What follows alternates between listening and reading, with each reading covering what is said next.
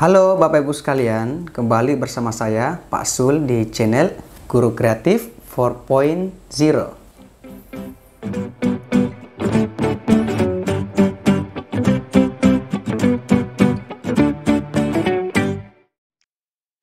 Baik Bapak Ibu sekalian, Bismillahirrahmanirrahim. Jadi Bapak Ibu, untuk video kali ini kami kembali akan membahas soal-soal P3K. Nah teman-teman, untuk video kali ini kami akan membahas kompetensi manajerial dan bagaimana cara menemukan kata kunci pada setiap soalnya. Nah, teman-teman, ini untuk semua jurusan atau semua formasi. Jadi, teman-teman dari guru, dari teknik struktural, kemudian dari kesehatan, boleh mempelajari video ini. Dan teman-teman, semoga dengan adanya video kali ini bisa membantu teman-teman untuk lolos ASN P3K tahun 2024. Amin ya robbal alamin. Baik, saya akan jelaskan dulu nih teman-teman. Jadi berbicara mengenai kompetensi manajerial, jadi ada beberapa indikator manajerial yang harus teman-teman ketahui untuk memudahkan teman-teman menjawab soal-soal kompetensi manajerial. Jadi ada 8 indikatornya Bapak Ibu. Jadi mulai dari integritas, kerjasama, komunikasi, orientasi pada hasil, pelayanan publik, pengembangan diri dan orang lain, mengelola perubahan dan pengambilan keputusan. Baik, saya akan jelaskan dulu satu persatu. Kemudian kata kunci dari setiap soalnya, oke, integritas. Jadi integritas artinya bagaimana Bapak Ibu sekalian ini untuk selalu konsisten dalam berperilaku, selaras dengan nilai, norma, etika, dan jujur dalam hubungan, bertanggung jawab atas tindakan atau keputusan beserta risiko yang menyertainya. Kemudian yang kedua tadi kerjasama. Jadi kerjasama artinya bagaimana kita ini Bapak Ibu sebagai seorang calon ASN ini bisa menjalin, bisa membina, bisa mempertahankan hubungan kerja yang efektif. Kita komit untuk saling membantu dalam menyelesaikan tugas. Kemudian komunikasi, bagaimana kita ini bisa menerangkan pandangan, gagasan secara jelas, sistematis, disertai argumentasi yang logis dengan cara-cara yang sesuai, baik lisan maupun tertulis. Kemudian orientasi pada hasil, jadi bagaimana kita ini bisa mempertahankan komitmen pribadi yang tinggi untuk menyelesaikan tugas. Jadi nanti kita ini harus dapat diandalkan, harus bertanggung jawab terhadap tugas yang telah diamanahkan. Oke, kemudian Bapak Ibu ada pelayanan publik. Artinya bagaimana Bapak Ibu ini dalam melaksanakan tugas-tugas pemerintahan untuk selalu transparan, mengikuti standar pelayanan yang objektif, netral, tidak memihak, tidak diskriminatif, serta tidak terpengaruh kepentingan pribadi dan sebagainya. Kemudian pengembangan diri dan orang lain, bagaimana kita ini untuk selalu bisa meningkatkan pengetahuan yang telah kita miliki dan bagaimana kita ini bisa menginspirasi orang lain dari pengetahuan dan keterampilan yang telah kita miliki. Kemudian mengelola perubahan, jadi bagaimana kita bisa menyesuaikan diri dengan situasi yang baru atau berubah dan tidak selalu bergantung pada metode dan proses lama. Jadi kita harus mengambil tindakan untuk mendukung, melaksanakan inisiatif perubahan, memimpin usaha perubahan, kemudian mengambil tanggung jawab pribadi untuk memastikan perubahan berhasil diimplementasikan secara efektif. Dan yang terakhir Bapak Ibu, pengambilan keputusan. Bagaimana kita ini jika mengambil keputusan, kita harus mengambil dengan baik, tepat waktu, dan yakin setelah mempertimbangkan prinsip kehati-hatian. Jadi sebelum kita mengambil keputusan, kita harus hati-hati dulu. Kita harus rumuskan secara sistematis berdasarkan berbagai informasi, kemudian kita carikan solusi pemecahan masalah, serta jika telah mengambil keputusan bagaimana kita bertanggung jawab atas keputusan yang telah kita ambil. Jadi ke-8 ini indikator dari kompetensi manajerial. Nanti Bapak Ibu jika menemukan soal kompetensi manajer harus tahu dulu kira-kira ini arahnya kemana. Kira-kira ini masuk di indikator mana. Itu caranya. Baik kita ke contoh soal nomor 1 Bapak Ibu. Soal nomor 1 seperti ini. Anda menerima keluhan dari seorang warga yang merasa diabaikan saat mengajukan permohonan pelayanan. Karena staf Anda lebih mendahulukan masyarakat yang dikenal baik oleh staf. Situasi ini membuat masyarakat lainnya merasa tidak diperlakukan secara adil. Apa langkah terbaik yang Anda ambil untuk mengatasi masalah ini? A. Menegur staf secara langsung dan meminta mereka untuk tidak mengutamakan kenalan dalam melayani. B. Menyusun prosedur standar yang tegas dan transparan, sehingga semua permohonan dilayani berdasarkan urutan dan prioritas yang jelas. C. Meminta staf untuk lebih berhati-hati dalam memilih orang yang akan dilayani agar tidak menimbulkan kesalahpahaman. Dan D. Menambah waktu pelayanan khusus bagi masyarakat umum agar lebih banyak yang bisa terlayani tanpa mempengaruhi kenalan staf. Nah, Bapak Ibu ingat, jika kita lihat baca soalnya Bapak Ibu, ini arahnya ke indikator pelayanan publik ya Bapak Ibu. Dari kata ada kata pelayanan, kemudian tadi ada kata secara adil Bapak Ibu. Jadi bagaimana kita untuk objektif, transparan, kita harus bersikap adil, tidak diskriminatif terhadap pelayanan yang telah kita berikan Bapak Ibu. Nah, yang ada di indikator ini antara A, B, C, D Bapak Ibu, yang ada itu tidak diskriminatif, tidak membeda-bedakan Bapak Ibu, itu hanya ada di bagian B Bapak Ibu ini, transparan, tegas. Berarti yang tepat adalah bagian B. Kata kuncinya jelas. Ya, kenapa bagian B ini? Saya jelaskan kembali Bapak Ibu, nih B ya. Indikatornya adalah pelayanan publik. Opsi B adalah tindakan yang terbaik karena memastikan adanya prosedur pelayanan yang objektif dan transparan. Menyusun prosedur standar akan menghilangkan potensi diskriminasi dan memastikan semua masyarakat dilayani dengan adil dan sesuai antrian. Pendekatan ini meningkatkan kepercayaan publik terhadap kualitas dan integritas layanan yang diberikan. Oke, ini untuk soal pelayanan publik, Bapak Ibu. Oke, jelas ya? B, opsi jawaban yang benar untuk soal nomor 1. Next, soal nomor 2. Soalnya seperti ini. Anda bekerja dalam tim yang memiliki anggota dengan berbagai latar belakang dengan gaya kerja. Pada suatu kesempatan, dua anggota tim berselisih paham tentang cara terbaik untuk menangani masalah dalam proyek. Salah satu anggota tim mengeluhkan bahwa saran dan idenya tidak dihargai oleh anggota lainnya, sehingga tim cenderung terpecah.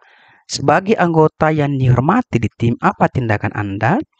B. A. Menyarankan kepada anggota tim untuk membagi tugas sesuai peran masing-masing agar tidak perlu terlalu sering berdiskusi. B. Mengambil peran sebagai mediator untuk membantu keduanya menyepakati cara kerja yang menghargai setiap kontribusi anggota. C. Meminta anggota tim yang lain untuk lebih menghargai ide-ide yang diberikan oleh semua pihak tanpa perlu membahas konflik tersebut lebih jauh. Dan D. Mendorong kedua anggota yang berselisih untuk fokus pada tugas masing-masing tanpa terlibat dalam diskusi lebih lanjut. Nah, Bapak Ibu, jika kita baca dengan saksama untuk soal nomor 2 ini, Bapak Ibu, ini ada kata tim, Bapak Ibu ya. Berarti yang ditunjukkan di sini adalah indikator kerjasama. Bagaimana kita ini supaya bisa saling kolaborasi, saling menghargai, saling menghormati antar sesama tim Bapak Ibu. Oleh karena itu di antara keempat opsi ini A, B, C, D yang ada indikator kerjasamanya itu adalah ada di bagian B. Jadi Bapak Ibu mengambil peran sebagai mediator untuk membantu keduanya menyepakati cara kerja yang menghargai setiap kontribusi anggota. Jadi opsi B jawaban yang tepat. Jadi sebagai mediator Bapak Ibu yang ada opsi B ini, Anda ini mendorong semangat kerjasama dan membantu kedua pihak menemukan solusi yang saling menguntungkan. Ini menunjukkan kemampuan untuk mempertahankan suasana kerja yang inklusif dan mendukung komunikasi terbuka sehingga setiap anggota merasa dihargai dan bersedia berkolaborasi. Oke, jelas soal nomor 2. Next kita ke soal nomor 3. Soalnya seperti ini. Dalam sebuah proyek, Anda menyadari bahwa salah satu anggota tim sering bekerja secara independen dan tidak selalu berkoordinasi dengan tim lainnya. Tindakan ini mengakibatkan terjadinya beberapa kendala dan produktivitas tim menjadi terhambat. Bagaimana Anda menyikapi masalah ini agar kerjasama tetap terjaga dan proyek berjalan lancar? A. Mengadakan rapat dengan seluruh tim untuk menyusun ulang mekanisme kerja yang mengharuskan koordinasi lebih sering. B. Memberikan saran kepada anggota tersebut secara pribadi untuk lebih sering berkoordinasi agar tim bekerja lebih efektif. C. Meminta anggota tim lainnya untuk tidak terlalu bergantung pada anggota yang kurang berkoordinasi. Dan D. Menyampaikan masalah tersebut kepada atasan agar anggota tim tersebut diberikan teguran. Nah, Bapak Ibu, kira-kira yang mana kira-kira? Soal nomor 3 ini juga arahnya kerjasama, Bapak Ibu ya. Jadi ada kata tim di sini, ini kata tim, kemudian ada kata kerjasama. Kira-kira apa solusi untuk masalah ini, Bapak Ibu? Sehingga teman tadi yang suka independen ini bisa lebih berkolaborasi dengan teman yang lainnya. Maka yang tepat adalah ada di bagian A, mengadakan rapat dengan seluruh tim untuk menyusun ulang mekanisme kerja yang mengharuskan koordinasi lebih sering. Kenapa kira-kira bagian A, Bapak Ibu? Jadi opsi A ini adalah pilihan yang tepat karena jika kita memilih opsi A, kita berupaya untuk mencari solusi bersama yang memperkuat mekanisme koordinasi tim. Langkah ini tidak hanya menjaga kolaborasi, tetapi juga memastikan bahwa semua anggota memiliki tanggung jawab dalam keberhasilan proyek dan menghindari miskomunikasi atau kesalahan akibat kurangnya koordinasi. Oke, next kita ke soal nomor 4. Seorang pegawai baru di bagian administrasi keuangan menemukan kesalahan dalam laporan bulanan yang telah diserahkan oleh rekan kerjanya. Kesalahan ini dapat berdampak pada proses audit mendatang. Rekan kerja tersebut meminta pegawai baru itu untuk tidak melaporkan kesalahan tersebut karena dapat merusak citra tim. Apa yang sebaiknya dilakukan pegawai baru tersebut? Oke, A. Mengabaikan. Nah, Bapak Ibu, ini kata kunci dari saya. Jika kita menemukan kata mengabaikan, gak usah lagi dibaca sampai akhir ya. Itu bukan jawaban yang tepat. Ini pasti punya cuma satu, Bapak Ibu. Kemudian, bagian B, melaporkan kesalahan tersebut kepada atasan agar dapat ditindaklanjuti dan diperbaiki. Oke, B agak mungkin Bapak Ibu. C. Mencoba memperbaiki sendiri laporan tersebut tanpa sepengetahuan rekan kerja. D. Membicarakan masalah tersebut dengan rekan kerja dan meminta agar kesalahan ini tidak terulang lagi. Nah, Bapak Ibu, jika kita lihat ini soal arahnya integritas ya Bapak Ibu, karena berhubungan dengan keuangan ini. Maka tujuannya adalah bagaimana supaya pegawai baru ini bisa jujur Bapak Ibu. Maka langkah yang tepat untuk soal ini adalah bagian B. Jadi kita laporkan kesalahan tersebut kepada atasan agar dapat ditindaklanjuti atau diperbaiki karena ini tentang keuangan Bapak Ibu. Jadi dampaknya ini besar. Kenapa bagian B? Indikator integritas Bapak Ibu ini menuntut seseorang untuk bertindak dengan jujur dan bertanggung jawab, terutama dalam menghadapi situasi yang dapat merugikan organisasi atau instansi. Bagian B, Bapak Ibu, ini pilihan yang tepat karena bertujuan untuk transparansi dan akuntabilitas. Dua aspek utama dari integritas. Meskipun mungkin ini sulit untuk menyampaikan kesalahan rekan kerja, tetapi hal ini penting dilakukan demi kepercayaan dan keutuhan organisasi, Bapak Ibu.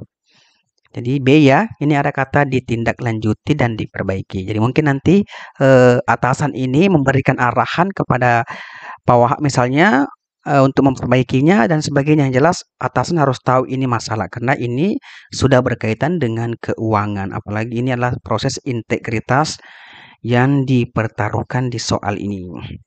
Oke, next kita ke soal nomor 5. Soalnya seperti ini. Anda sedang menangani proyek penting bersama tim.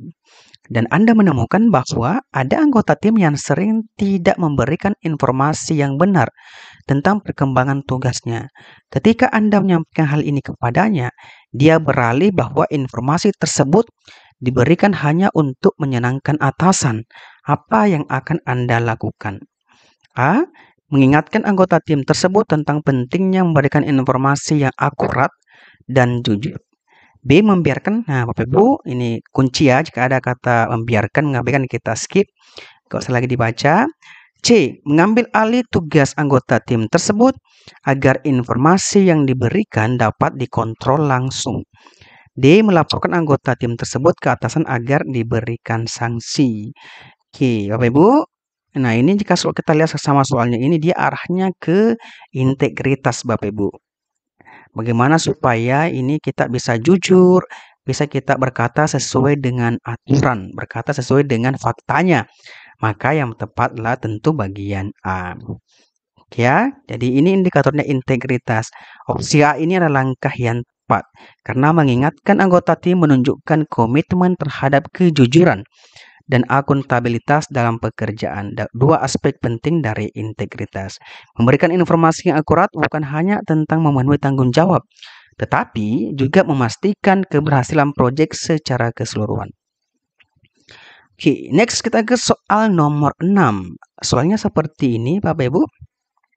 Selama proses evaluasi bulanan, Anda mendapati bahwa salah satu laporan yang diserahkan oleh tim lain mencantumkan data yang tidak sesuai dengan fakta di lapangan. Tim tersebut ternyata telah melakukan penyesuaian data agar terlihat sesuai target. Apa tindakan yang paling tepat? A.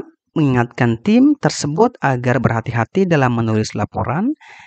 D. Mengubah data secara diam-diam agar terlihat lebih realistis.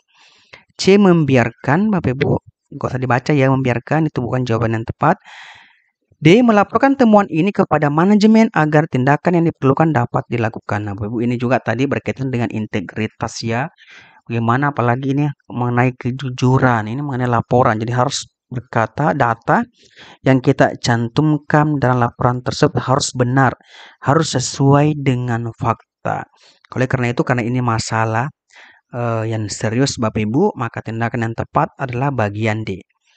Kita laporkan temuan ini kepada manajemen agar tindakan yang diperlukan ini dapat dilakukan. Mungkin nanti akan diperbaiki atau mungkin akan dibantu untuk memperbaikinya. Itu alasannya kenapa D, Bapak Ibu. Karena itu indikatornya integritas. Opsi D ini mencerminkan integritas yang tinggi karena ini menunjukkan keberanian untuk mengungkap ketidaksesuaian demi kebaikan organisasi. Jadi integritas itu menuntut keterbukaan dan kesediaan untuk meluruskan hal yang tidak sesuai dengan standar, walaupun mungkin menghadapi tantangan dalam hubungan antar tim. Oke, next kita ke soal nomor 7. Anda sedang memimpin rapat tim yang bertujuan membahas perubahan besar dalam prosedur kerja. Di tengah rapat, beberapa anggota tim tampak ragu-ragu untuk memberikan pendapat mereka. Meskipun Anda yakin bahwa masukan dari mereka sangat penting, apa yang akan Anda lakukan untuk mendorong komunikasi terbuka dalam rapat ini? A. Mengarahkan anggota tim tertentu untuk berbicara secara bergantian agar semua dapat memberikan pendapatnya. B. Melanjutkan pembahasan tanpa memaksa anggota tim untuk berpendapat agar waktu rapat lebih efisien. Mengakhiri rapat dan meminta masukan tertulis agar anggota tim dapat memberikan pendapat tanpa tekanan.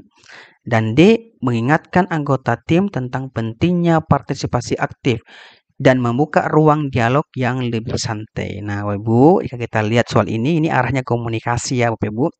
Bagaimana jika semua anggota ini kemampuan kita untuk menerangkan gagasan, disertai dengan argumentasi yang jelas. Jadi kita diharapkan untuk bisa selalu mengemukakan pendapat atau ide yang cemerlang. Jika kita punya ide, kita harus memiliki keberanian untuk mengungkapkannya. Nah, yang tepat untuk soal ini Bapak Ibu itu ada di bagian D. Jadi kita ingatkan anggota tim tentang pentingnya partisipasi aktif dan membuka ruang dialog yang lebih santai. Jadi opsi D adalah pilihan terbaik karena mengingatkan anggota tim tentang pentingnya partisipasi dan menciptakan suasana yang nyaman untuk berbicara akan mendorong komunikasi yang terbuka. Pendekatan ini memastikan semua anggota merasa dihargai dan terlibat sehingga komunikasi tim ini menjadi lebih efektif. Oke, next soal nomor 8. Soalnya seperti ini.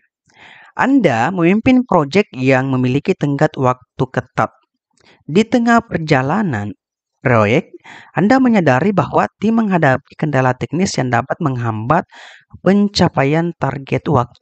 Beberapa anggota tim mengusulkan untuk mengurangi kualitas hasil agar tenggat waktu tetap tercapai. Apa tindakan Anda? A. Mengabaikan, Bapak Ibu. Jika ada kata mengabaikan, saran saya tuh jangan dibaca lagi ya, itu punya satu. Jadi jangan lagi dibaca dan dipilih. B. Mengupayakan solusi alternatif untuk mengatasi kendala teknis tanpa mengorbankan kualitas. C. Menyetujui usulan pengurangan kualitas demi menyelesaikan proyek tepat waktu. D. Menunda. Ibu ada kata menunda juga arahnya negatif. Jadi menunda proyek agar kualitas hasil tetap sesuai standar meskipun melewati tenggat waktu. Nah, jika kita lihat Bapak Ibu, soal nomor 8 ini indikatornya adalah orientasi kepada hasil. Jadi fokus kepada hasil yang ingin kita capai Bapak Ibu. Jadi nanti hasil ini kita harapkan hasilnya ini bagus, hasilnya ini berkualitas. Oke ya. Jadi yang tepat itu adalah bagian B. Ini Bapak Ibu. Kita upayakan solusi alternatif untuk mengatasi kendala teknis tanpa mengorbankan kualitas. Karena ini fokus kepada hasil. Jadi kualitas hasil ini jauh lebih utama. Jadi makanya opsi B ini pilihan yang tepat. Karena menunjukkan fokus pada hasil berkualitas tanpa mengabaikan tenggat waktu. Jadi berorientasi pada hasil ini berarti mengupayakan pencapaian target sebaik mungkin dengan mempertimbangkan kualitas dan efektivitas. Nah, dengan mencari solusi alternatif, Anda menjaga kualitas proyek sambil berusaha memenuhi batas waktu. Oke, next Bapak Ibu kita ke soal nomor 9. Soalnya seperti ini. Anda bekerja di divisi produksi yang diharuskan untuk meningkatkan output sebesar 20% dalam 2 bulan. Meskipun berbagai upaya yang telah dilakukan, peningkatan tersebut tampaknya sulit tercapai dengan metode yang ada. Apa yang sebaiknya Anda lakukan? A. Mengkaji kembali proses kerja dan mencoba menerapkan inovasi untuk meningkatkan produktivitas.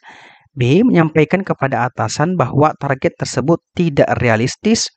C. Meminta tambahan waktu agar target lebih realistis untuk dicapai. Dan D. Menyelesaikan produksi sesuai metode yang sudah ada dan menerima pencapaian yang ada. Nah ini Bapak Ibu sama dengan soal nomor 8. Ini arahnya orientasi kepada hasil.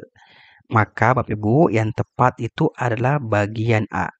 Jadi mengkaji kembali proses kerja dan mencoba menerapkan inovasi untuk meningkatkan produktivitas. Jadi opsi A ini tindakan yang menunjukkan orientasi kepada hasil. Dengan kita mengevaluasi proses kerja dan mencoba inovasi, ini nanti kita akan menunjukkan sikap proaktif untuk mencari solusi agar target tercapai.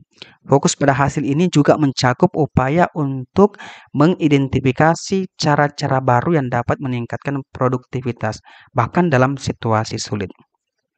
Oke, next kita ke soal nomor 10. Anda adalah kepala bagian pelayanan publik di sebuah instansi. Laporan dari survei menunjukkan tingkat kepuasan masyarakat terhadap pelayanan instansi Anda menurun dalam 6 bulan terakhir.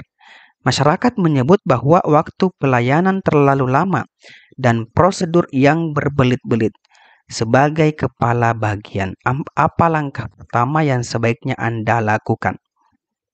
C. A. Menginstruksikan staf untuk mempercepat proses pelayanan tanpa mengubah prosedur. B. Mengidentifikasi tahapan prosedur yang tidak efisien dan mencari solusi bersama dengan staf terkait. C. Menyampaikan kepada masyarakat bahwa penurunan kualitas pelayanan disebabkan oleh keterbatasan anggaran. D. Meminta staf untuk lebih ramah kepada masyarakat sehingga pengalaman pelayanan terasa lebih nyaman. Nah, Bapak Ibu, ini ya arahnya ini indikator pelayanan publik.